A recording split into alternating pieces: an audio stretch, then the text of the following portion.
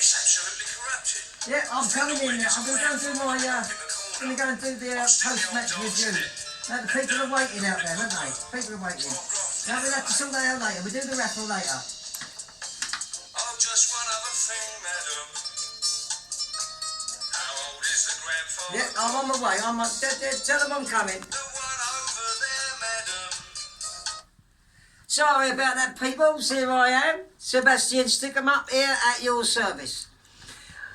Wasn't the best game today. Wasn't the best game. But, you know, I'm hopeful. You know, the things are looking good. But, you know what it's like with these games? So much goes on and so much doesn't go on, and someone says this and someone says that.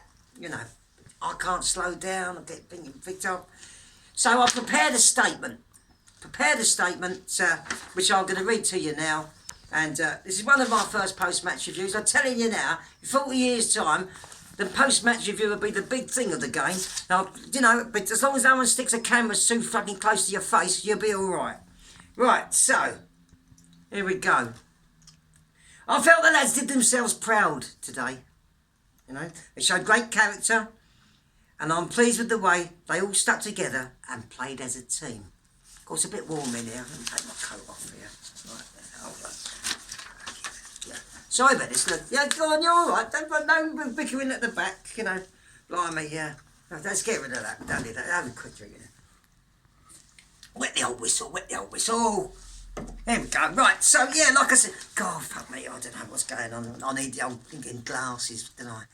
God, age has come to all of us, doesn't it? Sorry about this. Well, I may as well get the glasses and read it properly. I prepared this statement. It took me quite a while. You know, I've got to do these things professionally. Right. Like I said, they played well as a team, didn't they? You know. Now, my heart goes out to the fans, you know, who deserve more from the game than just a sending off. 2 bookings. And, of course, myself being frog marched out of the ground after getting another bloody red card myself. Still. But we displayed a lot of quality. Grit and passion. We've been working really hard at the training ground on that triangular short passing process, you know, like bang, bang, bang, you know. Today just wasn't our day. We will learn and take something from this experience, even if it isn't any points, which I think most sincerely we truly deserved. The third linesman, a new, recently introduced spanner in the works, once again played too big a part in this match for my liking. And I, for one, am starting up a petition to have this unnecessary pillock erased from the English game altogether, once and for all. Gets my goat up, it does. I still don't reckon they deserved either of the penalties that the silly little twerp authorised either. I only wish our game had been seen to be worthy of television coverage. Then we would have benefited from an action replay on Match of the Day, and my vilification of the events that it appertained would have been fully justified for all to see. Yes, mark my words, in 40 years' time, provisions of such advanced technology will be made available to all the hierarchy in this sport, leaving the opportunity for such imbeciles in no position to cause so much confusion and distress to the players and managers like me. On top of that, we had 4 goals disallowed by the same sausage that can't stop blowing his bloody whistle and ruining a game he obviously does not fully understand. Now that would have meant a draw, and consequently a valuable point in our relegation battle, which I still maintain we will come out of with flying colours by the end of a long, long, tough old season. Anyway, that's just my own personal opinion. Maybe I'm wrong, who knows? Let's get to the nitty-gritty, shall we? The goalkeeper, Barry McQuiggan, did well and kept our score sheet respectable.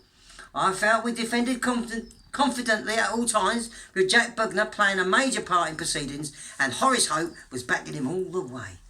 We dominated the midfield with John H. Stracey and Alan Minter, and they were particularly focused, I thought myself.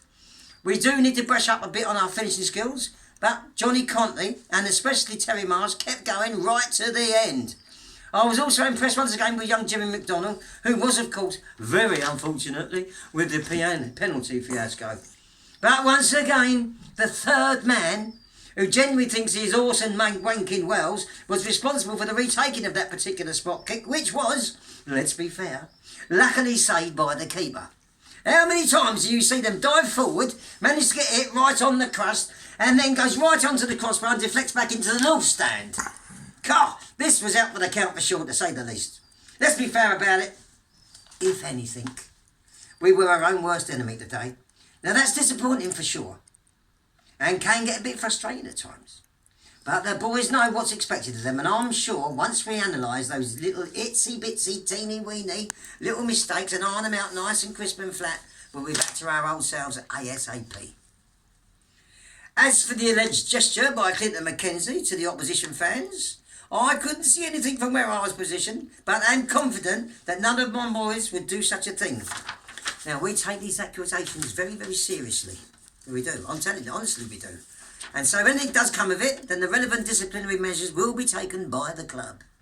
There is no room for racism at this club. You listen to me, I'm telling you right now. In 40 years' time, if anyone suggested that there was any of that going on here at my club, they would all protest and even go down on one knee to prove their point.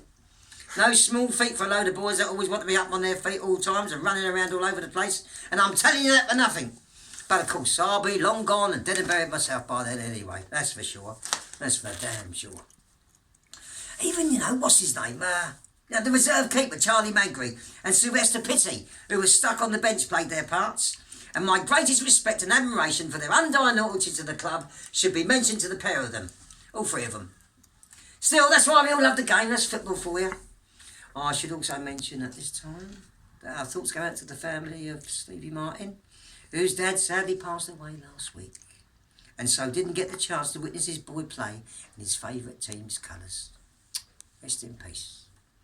I'm looking forward to next week's visit from the Corinthians and turning the tables on them from our last meeting. Thanks very much and good night, Gloria Gaynor. Before we finish, are there any questions you'd like to ask? No, didn't think so. Right then, see you later. Bye. And